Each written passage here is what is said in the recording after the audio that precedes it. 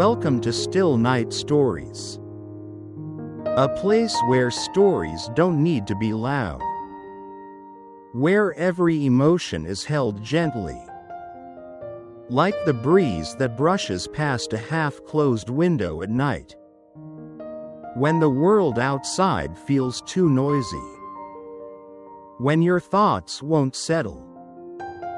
Come here. Allow yourself to slow down.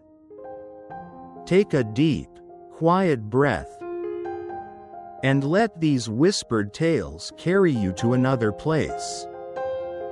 A place with no burdens, only soft moonlight, rustling leaves, and dreams unfolding like petals in the dark. Each story here is woven like a warm blanket, meant to hold you, to remind you that you are safe, that you are heard, and that you are never alone. You don't need to do anything at all. Just close your eyes if you like, or simply lie still and listen. The story will take care of the rest. We'll be right here, in the quiet of the night, in the hush between heartbeats, in the gentle magic of not needing to explain a thing. Thank you for being here. And now, let's begin tonight's story.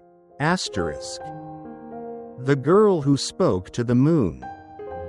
There once was a girl who lived on the edge of a forest so quiet that even the wind tiptoed through the trees. Her name was Leora. She lived in a weathered cottage nestled between wildflowers and moss, where ivy curled up the stone walls like it, too, was trying to listen. There was no village nearby, no road, no smoke on the horizon.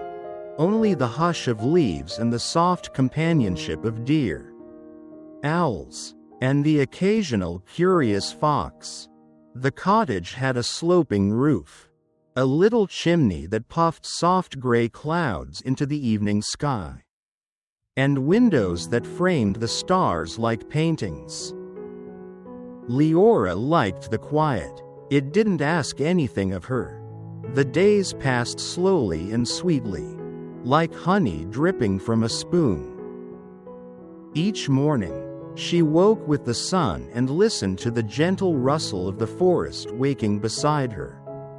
She tended her garden barefoot, whispering to her herbs as she touched their leaves with tender fingers. The lavender liked to be sung to. The mint enjoyed quiet humming. And the rosemary, as always, was a good listener. She baked bread with her own hands, never rushed, always with care, and warmed her small kitchen with the scent of thyme and oats. Birds perched on the window sill as she kneaded, watching her with bead-bright eyes, and she often left crumbs on the ledge for them when she was done. But it was the nights Leora loved most, when the last hues of sunlight melted into indigo and the forest exhaled into sleep. She would step outside with a woolen shawl and sit on the bench beneath the old pear tree. The wood was worn smooth with time and use, and overhead, stars blinked awake, each one quietly humming its own secret song. It was then that Leora would look up and speak to the moon. Not loudly, never loudly. She would speak in soft whispers, words only meant for silver light and silence. The moon, she always thought, was like her, quiet, observant, content to watch from afar. And in those hushed conversations, Leora found a comfort she couldn't quite explain.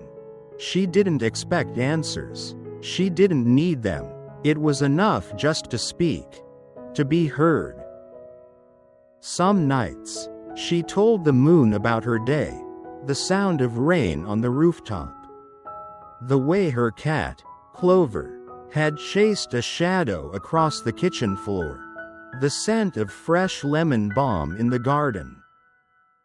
Other nights, she simply shared her thoughts, unspoken memories, dreams that came and went like smoke, or the peculiar ache she sometimes felt in her chest, the kind that didn't hurt exactly, but felt like the longing for something you once knew in a dream.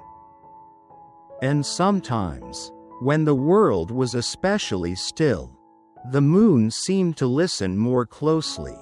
The light would brighten just a little, or a gentle breeze would carry her words upward, rustling the leaves as if they too were passing along her secrets. She didn't know why she began speaking to the moon. It had started when she was small, a habit kept from childhood that never quite went away.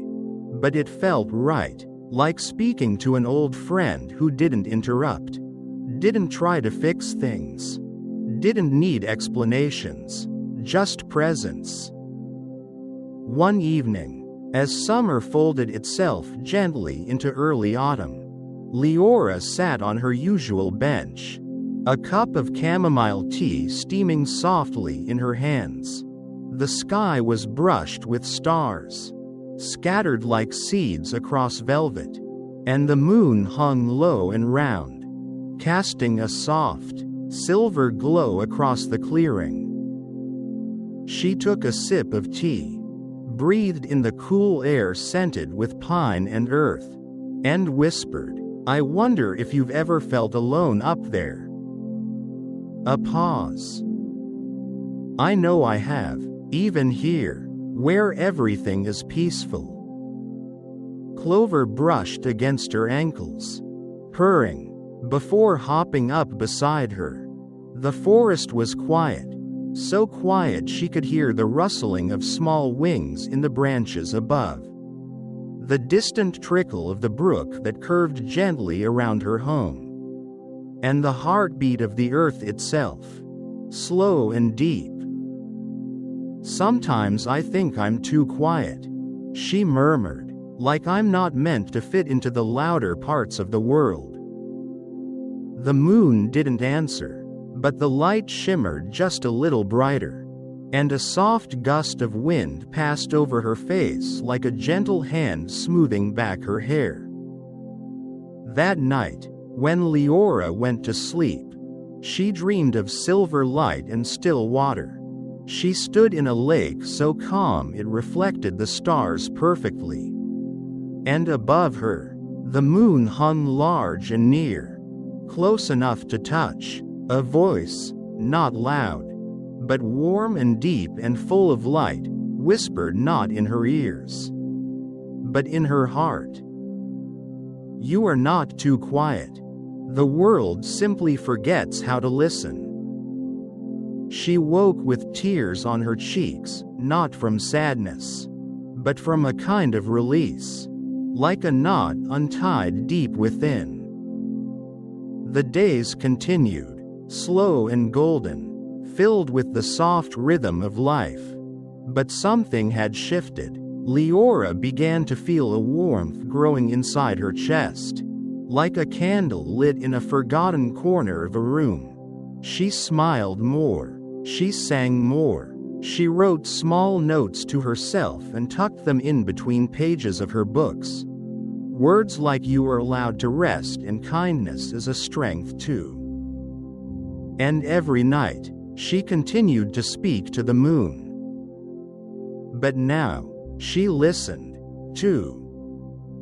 She noticed things she hadn't before, the way the breeze carried messages between the trees, how the stars sometimes twinkled in response to her thoughts, how the shadows danced gently when she shared her stories aloud. One late autumn night, as the air turned crisp and the leaves whispered their goodbyes to the branches, Leora sat under her pear tree with a blanket over her shoulders and a small lantern beside her.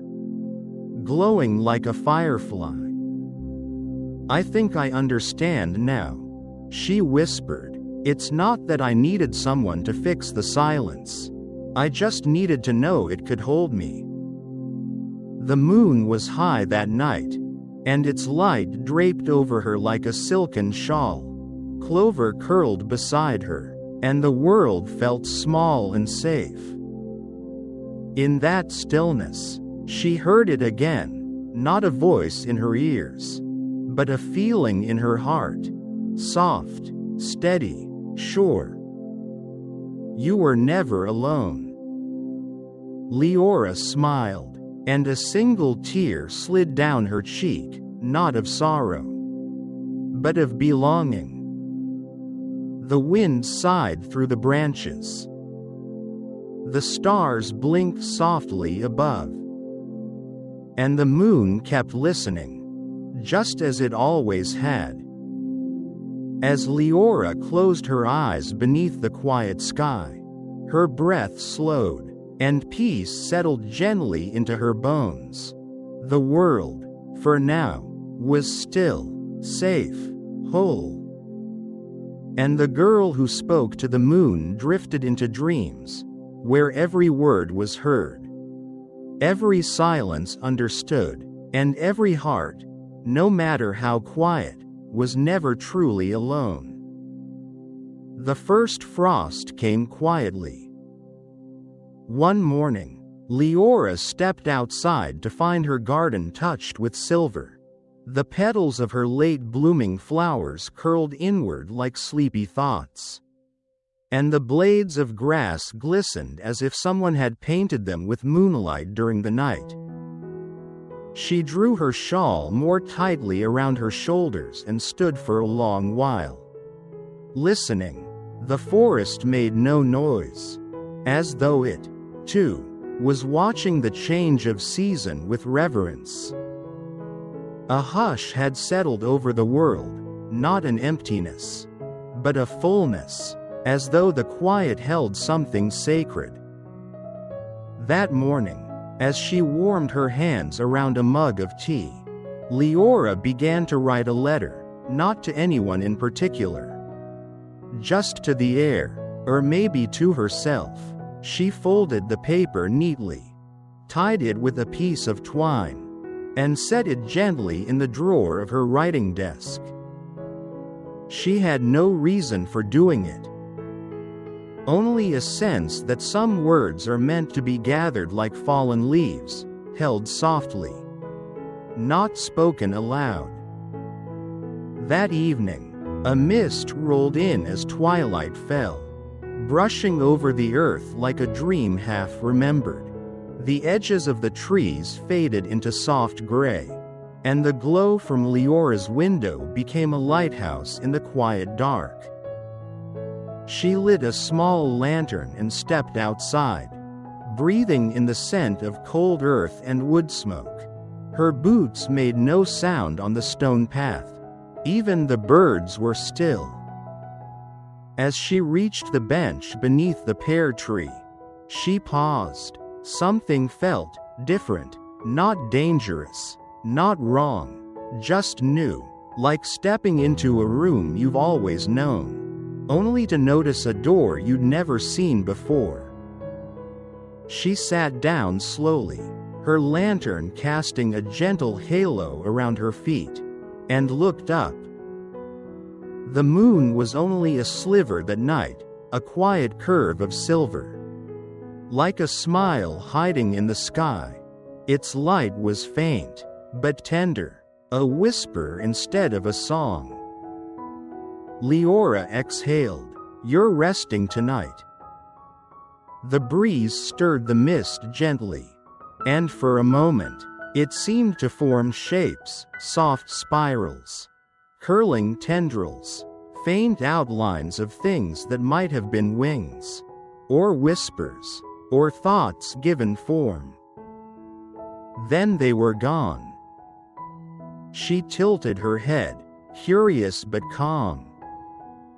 "I used to think magic was something loud," she said softly.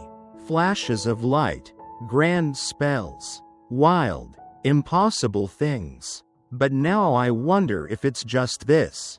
The quiet way the seasons turn. The way you keep coming back, no matter how the sky changes." The moon flickered faintly through a patch of moving cloud, and Leora smiled. That night, when she returned inside, she placed her lantern on the windowsill and left the curtains open. And when she dreamt, it was of water again, this time not still, but flowing gently through a moonlit glade. She walked beside it barefoot, her steps leaving no mark, and each tree she passed bowed slightly, as though acknowledging her presence. On the other side of the stream, a woman stood. She was tall and robed in night blue fabric, her hair woven with starlight, her face neither old nor young, only timeless. When she spoke, it wasn't in words, but in the hush between breaths. "You are beginning to remember." Leora didn't understand, not fully, but the words sank into her like light into water. When she awoke, the sun was just beginning to rise, casting a pale golden hue across the mist-covered ground. The dream clung to her like the soft scent of something warm and comforting, lingering long after it had passed. She stepped outside and found something at the base of the pear tree. A single white feather, long and delicate, dusted with frost. She picked it up gently and held it against her palm. It was still cold, but pulsing with the faintest warmth, like something that remembered flight. No birds that large nested nearby, none with feathers like this. She didn't question it. Instead, she tucked the feather inside the folds of her journal and began a new page, not with questions, but with a poem. A small one, just a few lines. Not all wings are made for flying. Some are made for remembering. Over the next few weeks, the forest shifted in subtle, beautiful ways. The trees let go of their leaves, each one falling in slow spirals. Golden and soft, the deer came closer to the cottage, lingering by her fence as though they felt safe near her light. And the mist lingered longer each morning, as if reluctant to leave. Leora's dreams continued, always in twilight places, always near water, always with the presence of something unseen but kind. Sometimes, she walked paths made of stars. Other times, she floated gently through endless fields of soft blue flowers that whispered her name without sound. And always, always, the moon was near. She began to wake with fragments of verses in her mouth, words that weren't hers, but felt like they'd always lived inside her, waiting to be remembered. She wrote them down, not in a rush, just a few each day. And when the first snow fell, soft as ash, Leora lit a fire and read her words aloud to the flames, not to burn them, but to let them rise, like breath, like prayer. That evening, as she stepped outside with her lantern once more, she noticed something new. At the edge of the clearing, where the mist and moonlight met, a figure stood. Not threatening, not even entirely solid. A shimmer, like candlelight caught in fog. A presence, cloaked in silver and dusk, watching her with gentle eyes. Leora didn't speak, She only raised her lantern slightly, and the figure nodded, once, slowly, like the bough of a tree in wind. Then, as silently as it had appeared, it faded into the mist. That night, Leora didn't sit on her bench. She lay on her back in the snow-dusted clearing. Clover nestled at her side, and stared up at the stars. "Thank you," she whispered, not just to the moon, but to the silence, to the forest, to the mystery. And the moon, though only a sliver, shone just a little brighter. Her breath slowed. The night wrapped around her like a lullaby, and sleep came, not heavy, not sudden, but like the soft closing of a book you've read 1,000 times, and love more each time you do. The days grew shorter. By late afternoon, the sun dipped behind the hills and left a quiet blue shadow stretching across the clearing. Snow came in soft whispers, never in storms. It dusted the trees in lace and blanketed the garden in stillness. The birds that remained grew quieter, more thoughtful in their songs, and the forest seemed to lean in closer around the cottage, like it, too, was listening for something it had almost forgotten. Inside, Leora kept a gentle rhythm.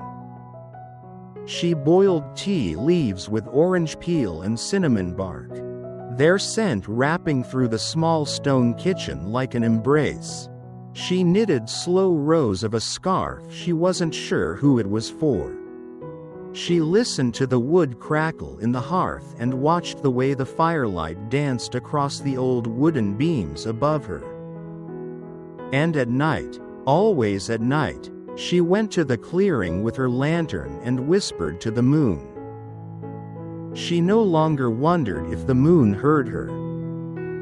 She knew. It was in the way the clouds parted when she asked gentle questions. It was in the way she woke feeling held. It was in the soft presence that sometimes hovered near, the flicker in the corner of her eye. The feeling of standing in a room with someone kind, even when she was alone. She didn't speak of these things to anyone.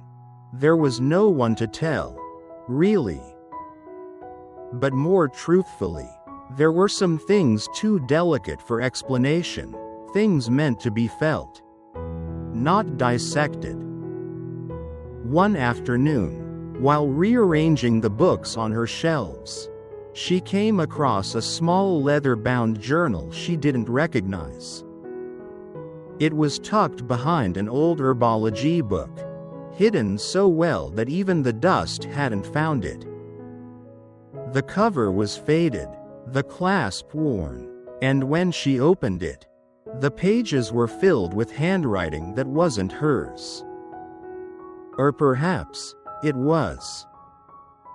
The script was strangely familiar, though she couldn't recall ever writing it. The ink had softened with time, and each entry was signed only with a small crescent moon drawn beside the date. The entries were like soft conversations, reflections, questions, dreams. Some were barely a few lines. There is a kind of knowing that lives beneath the skin, a remembering without memory. The stars sing louder in winter. I wonder if they miss the sun. Sometimes I feel like a ghost of something gentle, not lost, just waiting.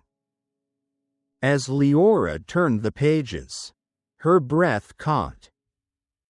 One entry read, "The girl who speaks to the moon will find the key in her own name."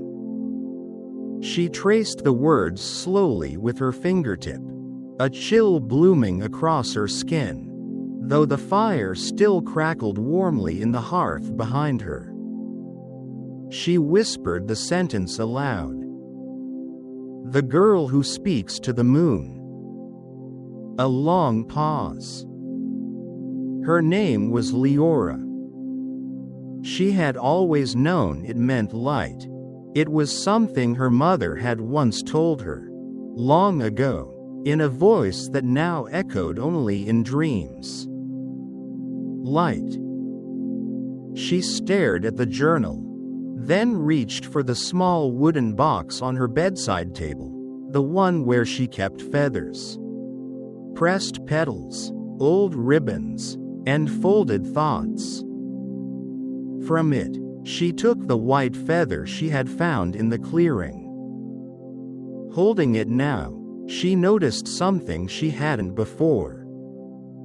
Along the shaft of the feather, nearly invisible, was an inscription, etched so finely she only saw it when the firelight hit it just right. It read, "You are the key." A breath escaped her lips, small and trembling. Not fear, just wonder. That night, she returned to the pear tree not just to speak, but to ask. "Who am I remembering?" She whispered to the stars. "What part of me did I leave behind?"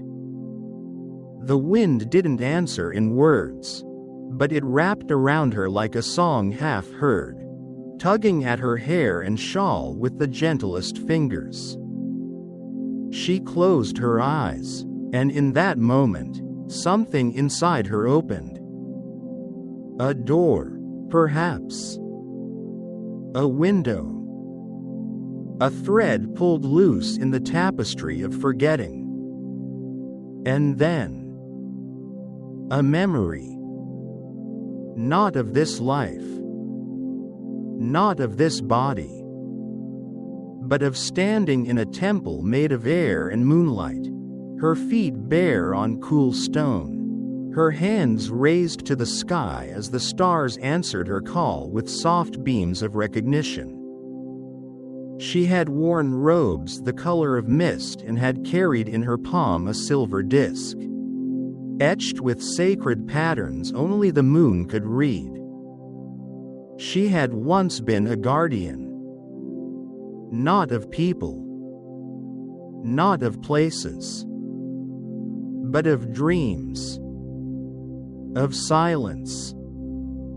Of the soft things that stitched the soul back together when the world had unraveled it. The image faded as quickly as it had come, but it left behind a feeling so deep and true it made her eyes sting with tears. When she looked up, the moon had emerged in full, round and bright and close. Impossibly close. It hung in the sky like an old friend stepping through a doorway after too long away. Leora placed a hand over her heart. "I remember now," she whispered. "I remember the light."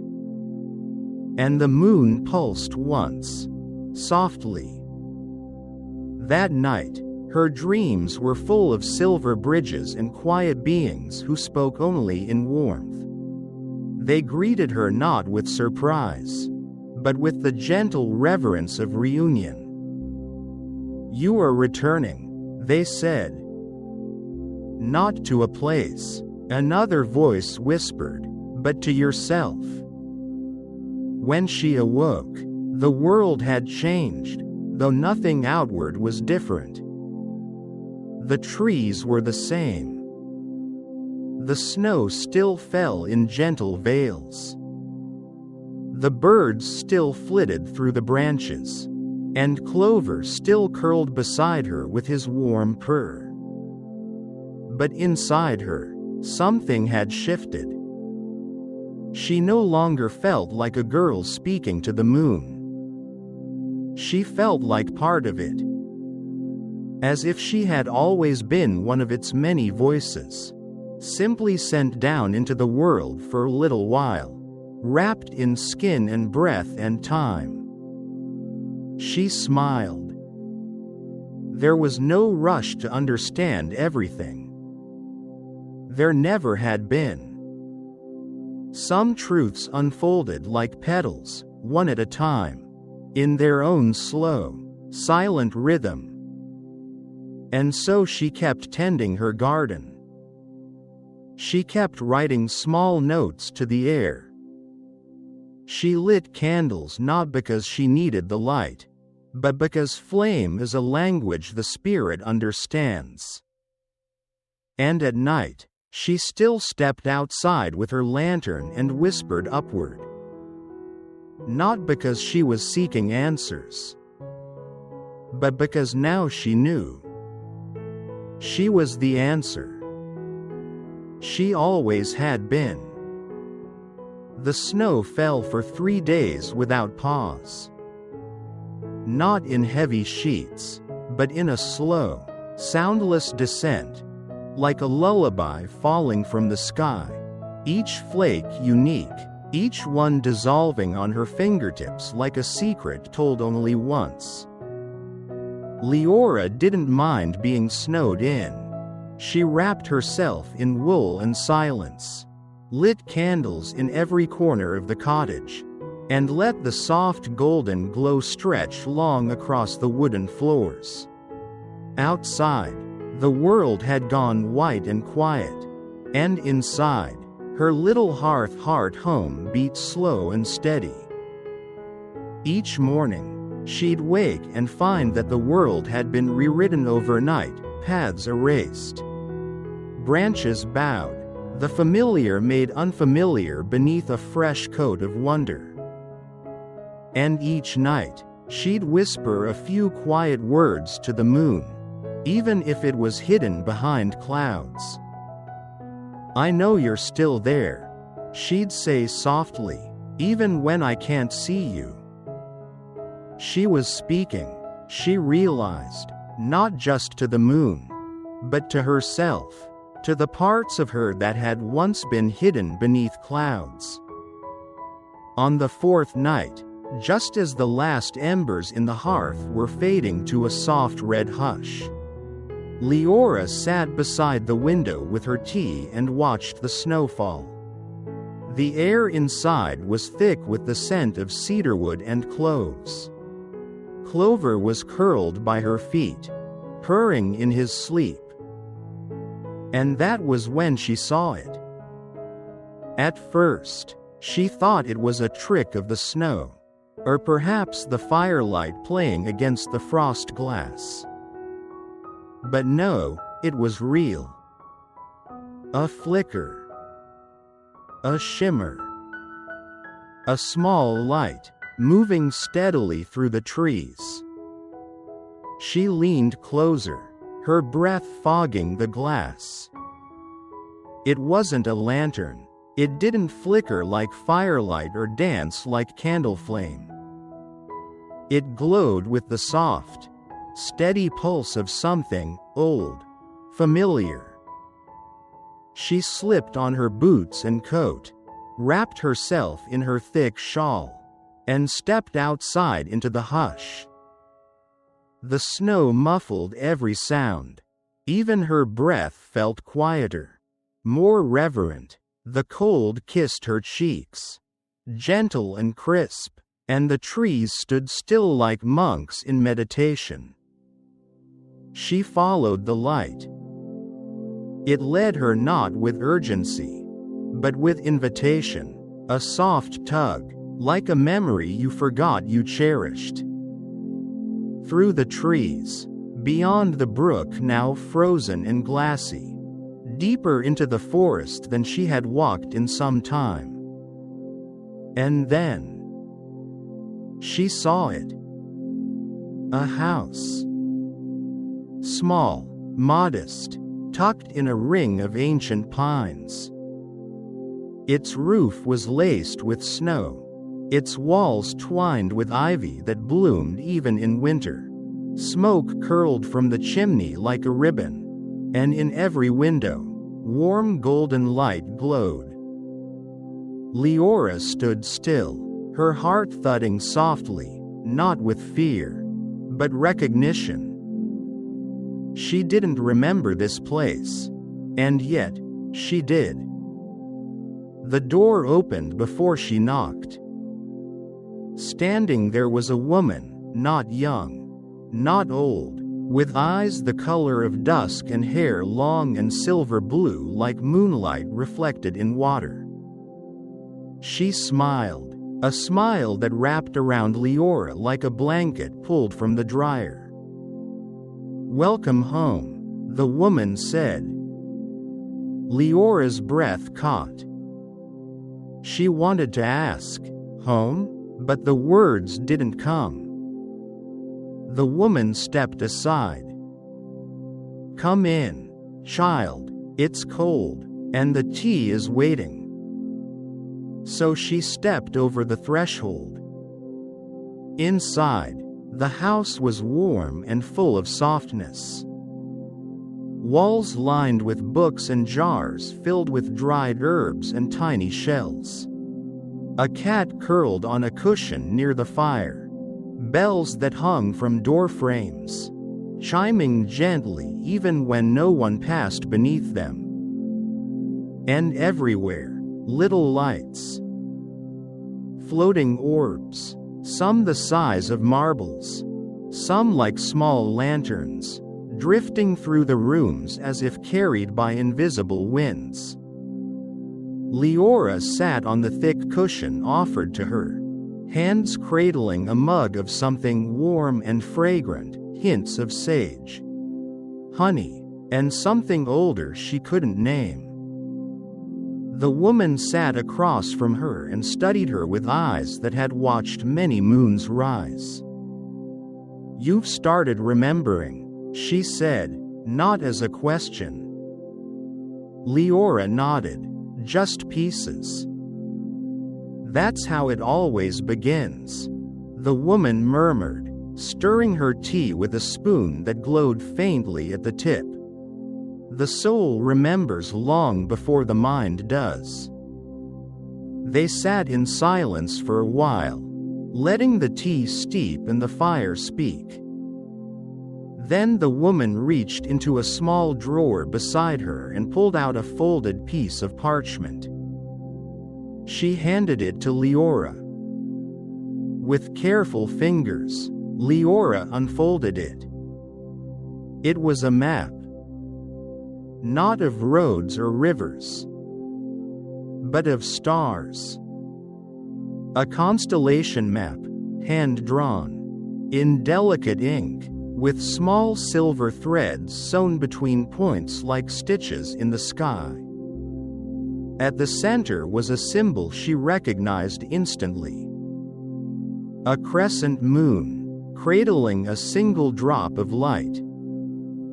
Beneath it, in the same script from the old journal, were the words, "The house between stars." Leora looked up. "This place?" The woman nodded. "It exists between things, between waking and dreaming, between memory and imagination, between what you were and what you're becoming." Leora traced the lines on the map with her fingertip. "And me?" "You were born of light," the woman said simply. "You are not meant to carry the weight of the world, but to remind it how to shine." Something inside her trembled. A truth, long buried, rising like steam from a hot cup. "I thought I was just quiet," Leora whispered. "You are," the woman said gently, "but quiet is not empty. Quiet is sacred. Quiet holds the space where all healing begins." Leora looked down into her tea. It glowed now. A soft silver light, pulsing like a heartbeat. "Drink," the woman said, her voice warm as wool. "Let it remind you." Leora brought the cup to her lips and drank. And in that moment, 1,000 stars unfolded inside her. Not blinding. Not loud. But calm, radiant pulses of truth. She remembered walking across bridges made of song. She remembered hands held in ceremony. She remembered stitching dreams into night skies. She remembered herself. When she looked up again, the woman was gone. So was the fire. So was the house. She stood once more in the forest clearing, snow gently falling around her, stars above blinking with quiet joy. But in her hand was the map, and inside her chest, a warm, steady light. She turned toward home, her real home now not just made of stone and wood, but of memory and moonlight, and a deep sense of knowing. And above her, the moon shone full once more. Not watching, not distant, but waiting, as if to say, "Now we can begin." The snow melted slowly. Not all at once, but with care, as though the land was reluctant to let go of winter's hush. Patches of green began to peek through the white, and Leora watched with a kind of reverence as the thaw revealed small signs of life, tiny mosses, the curled heads of sleeping crocuses, and the soft footprints of animals that had passed in the night. There was a gentleness to early spring that reminded her of whispered apologies and hands held after silence. Everything emerged slowly, as if asking permission. Inside, her home began to fill with scent again: damp earth, lemon balm, the faint resin of pine from firewood stacked by the door. She opened her windows during the warmest hours, letting the forest air move through her rooms like breath. And at night, she dreamed. Always gently. Always clearly. In one dream, she walked barefoot across a mirror-like lake, each step rippling but never breaking the surface. In another, she stood beneath a tree whose leaves were tiny bells. Each breeze sent them chiming, not in chaos, but in song, notes that aligned with the rhythm of her heart. She began to write the dreams down, not out of urgency to understand them, but simply to witness them, to honor what rose in the dark. Then, one morning, as she stepped into her garden with a cup of tea in hand, she noticed something unusual. A patch of earth in the far corner of the garden had turned dark and soft. Though she hadn't touched it, no snow remained there, no weeds grew. It was perfectly still, like the forest was holding its breath. She walked over slowly, her boots pressing gently into the soil. And there, resting atop the earth like it had been placed with care, was a single stone. Flat, oval, warm. She knelt and picked it up. Etched on its surface was the same crescent moon symbol from her journal. Beneath it, in tiny letters she could barely see, were the words, "Plant what you've lost." Leora looked around. The birds chirped softly overhead. The wind moved through the trees with the grace of an old hymn. She turned the stone in her palm. What had she lost? What had any of us lost, in our quiet forgetting? She didn't answer the question with her mind. She closed her eyes. And from the pocket of her shawl, She took something small, a folded slip of paper. One of her own notes. One she had written months ago and kept tucked close. It's okay to grieve things that didn't have names. She knelt, dug a small hole in the earth with her bare hands, and gently buried the note there. Then she placed the stone on top. The wind paused, then passed again, as if in agreement. Over the next few days, she returned to the patch often, not out of expectation, but out of presence. She sat nearby and hummed softly, her voice barely louder than the wind. She read poems aloud to the trees. She whispered to the soil. And one morning, something small and green had pushed through the earth. A sprout, tender, luminous, unlike any plant she had ever grown. Its leaves shimmered faintly, and the air around it felt kinder. She didn't touch it. She only watched. And she understood. This was no ordinary garden. This was the place where lost things could come back, not as they were, but as they were meant to be. She began to plant more. Not seeds, but feelings. Notes. Memories.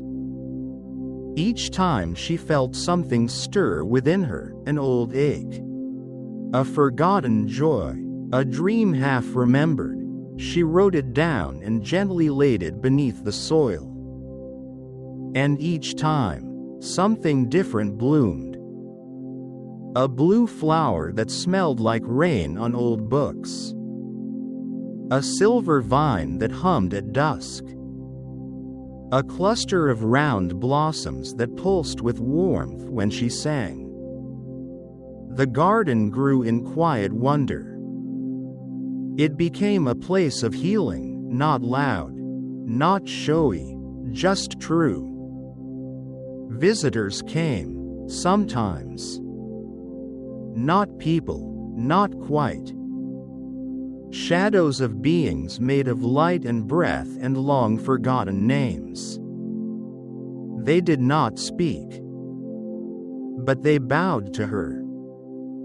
And in their presence, she felt her own light stretch gently outward, like a lantern passed from hand to hand. One evening, as the sun slid behind the hills and the garden glowed with soft, dreamlike colors, Leora sat among the strange and beautiful blooms with a journal in her lap.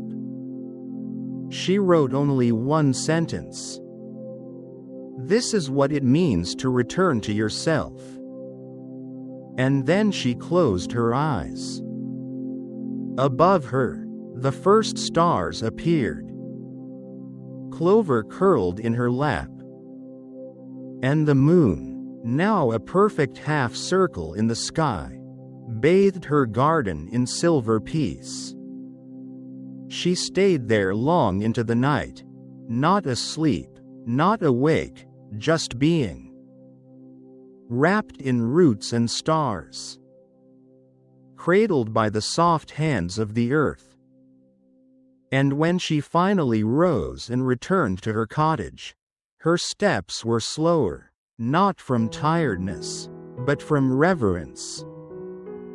The night whispered all around her, and she whispered back, every breath a prayer without words. It happened during the twilight hours, when the sky was neither day nor night. That in-between space where the air holds its breath, where birds stop singing and the forest hushes in a holy kind of pause. Leora stood in the doorway of her cottage, a warm mug cradled in her palms, watching the dusk settle around the garden. The flowers of forgotten things were still and glowing faintly. their soft lights twinkling like sleepy stars rooted in the soil. Clover was curled near the fire inside, dreaming with his paws twitching gently. Everything was peaceful. And yet, there was a shift. A feeling, not quite a sound. Like a calling. Faint at first, like distant wind chimes stirred by invisible hands. She closed her eyes. And there it was again. Not a voice, but a direction. Not words, but warmth, pulling her gently, like a current in still water. She set her mug down and wrapped her shawl tighter. No fear stirred in her, only the quiet certainty that something sacred awaited. Leora stepped beyond her garden, her boots touching dew-kissed grass. The moon had not yet risen, but its presence was felt, as though it had already cast its light across the earth in anticipation. She walked slowly, past the stream, past the grove of whispering trees, deeper than she had gone before, until she reached a place she had never seen. A clearing bathed in a glow that had no source, neither sun nor flame, but something softer. At the center of the clearing was a path made of light. Not stone, not wood. Light. Pale and pulsing, stretching out before her into the forest, winding like a ribbon through trees that shimmered with silver moss and leaves the color of lullabies. The moment she stepped onto the path, the world quieted even further. Birdsong ceased. The wind became still. And Leora heard only her own breath, and the hum of her heartbeat echoing gently in the soles of her feet. The path of light asked for no words, no explanation. Only trust. So she walked. With every step, the forest changed. The trees gave way to skies filled with stars that moved slowly across fields of lavender and dusk. She passed pools of water that reflected memories she had not known she still carried, her child self sitting beneath a tree, tracing shapes in the dirt, her mother's hands weaving her a crown of wildflowers, the first time she looked up at the moon and felt seen. These memories didn't ache. They glowed. They shimmered. As if the path was returning them not to hurt her, but to remind her of who she had always been beneath all the forgetting. The path curved again, and she found herself walking through a hallway of mirrors, not made of glass, but of dreams. Each one showed a version of her. Some young, some old. Some weeping, some laughing. Some holding other people's hands. Some walking alone. She did not shy away. She looked into each one, and she smiled. Each version of her had survived. Each one had grown. Each one had loved, even when it was hard. And now, they were all here, watching her walk this sacred path back to herself. As she moved forward, the path began to lift. Not suddenly, not sharply, but with grace. She was rising, softly, like a feather caught in a gentle breeze. The trees fell away below her. The stars wrapped closer around her. And then, She stepped into a realm that felt like the inside of a breath. Wide. Weightless. Wondrous. The sky here was a deep, endless blue, lit by floating lanterns that moved without wind. They whispered. Not in words, but in knowing. She understood them anyway. You are light. You are not lost. You have only ever been unfolding. Tears touched her cheeks, not from sadness, but from the profound relief of being witnessed by something eternal. She stood in that space for what felt like forever and no time at all. Then the moon appeared, not in the sky, but before her. Whole. Radiant. Alive. Not a goddess, not a being, but a presence. A truth. It looked at her, and she looked back. And in the silence that followed, Leora did not ask for answers. She didn't need to. Because she remembered. She remembered who she was before the world told her who to be. She remembered the quiet strength that had always carried her, even when she stumbled. She remembered that softness was not weakness. That stillness was not emptiness. That healing did not have to be loud. The moon drew closer, and Leora reached out her hand. They touched, light to light. And in that moment, everything dissolved.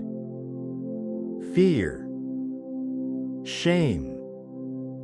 Loneliness. All of it melted into something larger, something infinite and kind. And then, gently, she began to descend. Not back down, but deeper in. Like a seed falling into rich soil. Ready to bloom again. The descent was slow, like floating on petals. The starlight did not fade, it folded around her gently, like a promise it would always remain. When Leora's feet touched the earth again, she found herself back at the edge of her garden.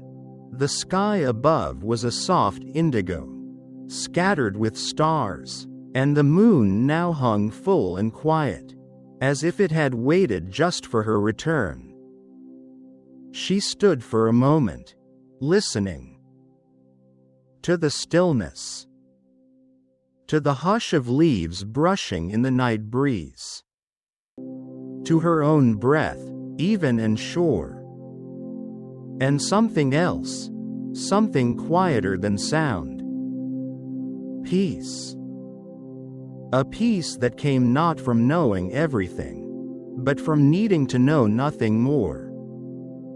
She stepped into her garden, the flowers of forgotten things glowing just a little brighter, as if they, too, recognized something had changed.